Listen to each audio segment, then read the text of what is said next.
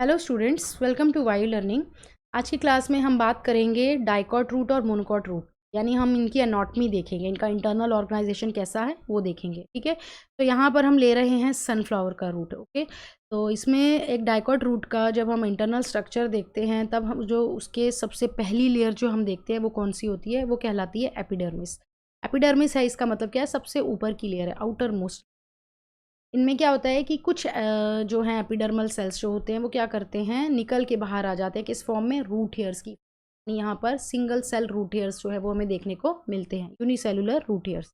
जैसे ये डायग्राम में हम देख रहे हैं, ये जो लेयर प्रेजेंट है ये कौन सी लेयर है, ये है एपिडर्मिस। बीच बीच में आप देखो यहाँ पर क्या निकल के आ रहे हैं, रूट हेयर्स निकल कर। ठीक है, तो ये हो गई पहली लेयर एपिडर्मिस। एपिडर्मिस के नीचे ही हम देख रहे हैं यहाँ पर कौन सी लेयर आती है, कॉर्टेक्स आती है। तो कॉर्टेक्स में क्या होते हैं, बहुत सारी लेयर्स है। किसकी लेयर है, thin walled parenchyma cells with intercellular spaces. यानी कॉर्टेक्स क्या है, यहाँ पर हम बहुत सारे सेल्स की लेयर देख रहे हैं। तो कौन से सेल्स है, पेरेन्काइमा सेल्स। इन पेरेन्काइमा सेल्स की जो वॉल है वो काफ़ी थिन है और बीच बीच में छोटे छोटे जो स्पेसेस हमें हैं उनको बोल रहे हैं हम इंटरसेलुलर स्पेसेस। यानी यहाँ पर इंटरसेलुलर स्पेसेस देखने को भी मिलते हैं कॉर्टेक्स। ठीक है, कॉर्टेक्स के ही नीचे नेक्स्ट जो आती है वो है एंडोडर्मिस। एंडोडर्मिस क्या है, inner most layer of cortex. Cortex की सबसे नीचे की लेयर कहलाती है एंडोडर्मिस। में क्या होता है, it comprises a single layer of barrel shaped cells without any intercellular spaces.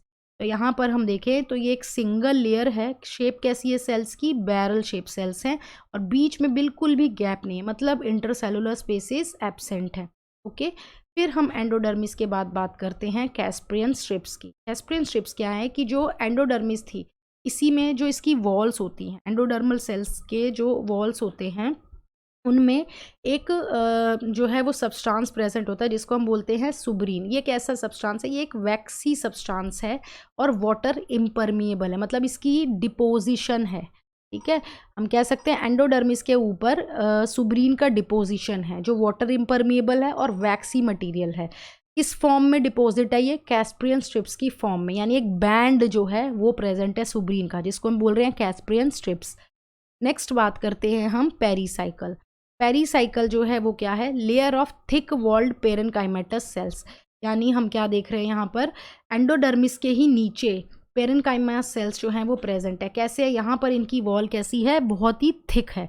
जिसमें इसमें क्या होगा, लेटरल रूट्स का और वेस्कुलर कैम्बियम का जो है इन सेल्स में इनिशिएशन शुरू हो जाएगा जब सेकेंडरी ग्रोथ होगी। तो एंडोडर्मिस के ही नीचे पेरेन्काइमेटस सेल्स की थिक वॉल्ड पेरेन्काइमेटस सेल्स की जो लेयर है उसको हम बोलते हैं पेरीसाइकल। ठीक है, यहाँ पे लेटरल रूट्स का इनिशिएशन होगा, वेस्कुलर कैम्बियम का इनिशिएशन हो जाएगा। इसके बाद बात आती है बीच में जो हम सेंटर में स्पेस देखते हैं जो बहुत छोटी है उसको हम बोलते हैं पिथ। तो इसमें डाइकॉट रूट की पिथ कैसी है, बहुत ही स्मॉल और हम कह सकते हैं इनकॉन्स्पिक्यूअस है।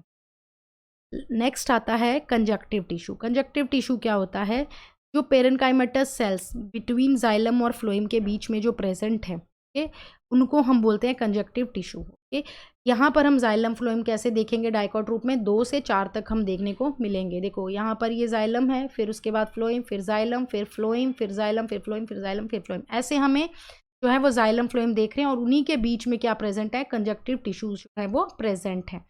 बाद में क्या होता है, कैम्बियम रिंग जो होती है वो जाइलम और फ्लोएम के बीच में डेवलप हो जाती है। अब देखो यहाँ पर जो डाइकॉट रूट है, हमें ये कंडीशन याद रखनी है। डाइकॉट रूट में कौन सी कंडीशन होती है, जार्क कंडीशन। जार्क कंडीशन क्या थी, जिसमें मेटाजाइलम जो है वो सेंटर की तरफ है और प्रोटोजाइलम जो है वो पेरिफ्री की तरफ है, ये हम पढ़ चुके हैं। ओके, नेक्स्ट बात आती है कंजक्टिव टिश्यू के बाद स्टील की। स्टील क्या है, इनर साइड में जो एंडोडर्मिस के जितने भी टिश्यू आ रहे हैं, देखो क्या क्या आ रहा था, inner side of endodermis pericycle आ रही थी, वेस्कुलर बंडल्स यानी जाइलम फ्लोएम और सेंटर में प्रिथ आ रही। ये सारे मिलकर क्या बनाते हैं, ये सारे मिलके बनाते हैं स्टील। तो ये तो हो गया डाइकॉट रूट। अब नेक्स्ट हम बात करेंगे मोनोकॉट रूट। तो मोनोकॉट रूट की बात करते हैं। तो मोनोकॉट रूट में जो है, जो चीज़ें जो हैं डाइकॉट रूट में वही सारी चीज़ें यहाँ पर भी हैं। जैसे वहाँ पर क्या था, एपिडर्मिस थी, तो यहाँ पर भी हम एपिडर्मिस देख रहे हैं। ओके, वहाँ पे कॉर्टेक्स प्रेजेंट था तो यहाँ पे भी हम कॉर्टेक्स देख रहे हैं।